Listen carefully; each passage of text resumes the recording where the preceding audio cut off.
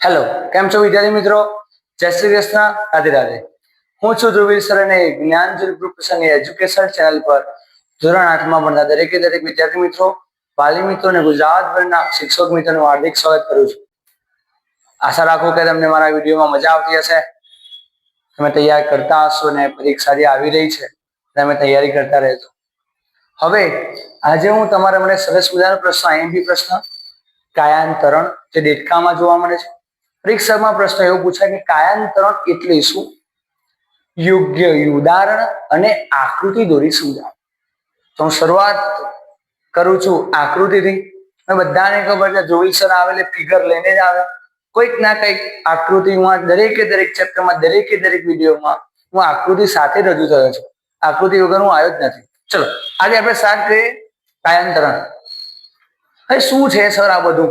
તો જુઓ બેટા, આપણે શું કરીએ, આપણી માતા સીધા બચ્ચાને જન્મ આપે એટલે સીધું બચ્ચું બેટા પોતાની જિંદગી જીવવા લાગે એક બાળકની જેમ, એક મનુષ્યની જેમ. પણ બેટા આ દેડકામાં એવું હોતું નથી.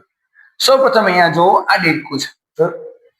આ દેડકો છે ને બેટા એ ઈંડા મૂકે આખું ચક્ર છે. જોજો ઈંડા મૂકે, ઈંડામાંથી સીધો દેડકો નથી બનતો. સૌ પ્રથમ એક ટેડપોળ બને, શરૂઆતનો ટેડપોળ બને. શું બને બેટા? શરૂઆતનો ટેડપોળ. દેડકો ઈંડા મૂકશે, ઈંડામાંથી એક એવી અવસ્થા બનશે જેને કહેવાય શરૂઆતનું ટેડપોળ. એમાંથી વિકાસ થઈ થઈને બેટા બનશે અંત્ય ટેડપોળ એટલે છેલ્લો. આ શરૂઆતનો અંતનો. તમે જો ઈંડા છે એમાં થોડો વિકાસ થાય, હજી થોડો વિકાસ થાય છે અને છેવટે બેટા એક કોનું નિર્માણ છે? પુખ્ત દેડકાનું નિર્માણ થાય છે. તો બેટા અહીંયા આવા પરિવર્તનો જોવા મળે છે અને પછી શું બને છે? દેડકો બને છે. આ દેડકો ફરીથી ઈંડા મૂકશે, ફરીથી એમાં વિકાસ થઈ શરૂઆતનો ટેડપોળ બને, આ પેલી અવસ્થા. પછી બને અંત્ય ટેડપોળ, ફરીથી બને દેડકો. આમ આ ચક્ર કન્ટિન્યુ શું રહે બેટા? ચાલુ ને ચાલુ રહે છે. આ બધા શું છે? શરૂઆતનો ટેડપોળ, અંત્ય ટેડપોળ, આ બધા પરિવર્તનો છે. શું છે બેટા? પરિવર્તન. તો આપણે વ્યાખ્યા ભણીએ કે કેટલાક વિશેષ પરિવર્તનોને અંતે, બોલો, કેટલાક વિશેષ પરિવર્તનોને અંતે. ચલો આ શું છે? ટેડપોળ. એનો વિકાસ થઈ અંત્ય ટેડપોળ અને છેવટે શું બને? પુખ્ત દેડકામાં રૂપાંતર થવાની ક્રિયાને કાયાંતરણ કહે છે. બોલો ફરીથી આપણે સાથે બોલીએ. કેટલાક વિશેષ પરિવર્તનોને અંતે ટેડપોળનું પુખ્ત દેડકામાં રૂપાંતર થવાની ક્રિયાને કાયાંતરણ કહે છે. હવે બેટા તમે મને કોઈ કહેશો? ચલો, દેડકાના ઈંડામાંથી બહાર આવતો ટેડપોળ. જો દેડકાના ઈંડામાંથી બહાર આવતો જે ટેડપોળ છે એ દેડકાના જેવો લાગે છે? અલગ લાગે છે. બધાને ખબર આકૃતિ અલગ લાગે છે.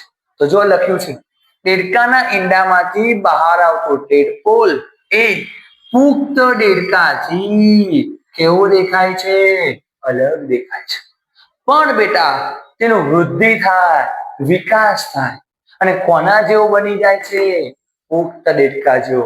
જો લખ્યું છે પરંતુ તે વૃદ્ધિ અને વિકાસ પામી પુખ્ત દેડકા જેવો દેખાવા લાગે છે. ફરીથી 3 મુદ્દા બોલીએ. કેટલાક વિશેષ પરિવર્તનોને અંતે ટેડપોળનું પુખ્ત દેડકામાં રૂપાંતર થવાની ક્રિયાને કાયાંતરણ કહેવાય. દેડકાના ઈંડામાંથી બહાર આવતો ટેડપોળ એ પુખ્ત દેડકાથી અલગ દેખાય છે. જે આકૃતિ જોવાની, લખવાનું, બીજું કશું જ કરવાનું નથી. હવે તે વૃદ્ધિ અને વિકાસ પામી પુખ્ત દેડકા જેવો દેખાવા લાગે છે. આગળ નેક્સ્ટ.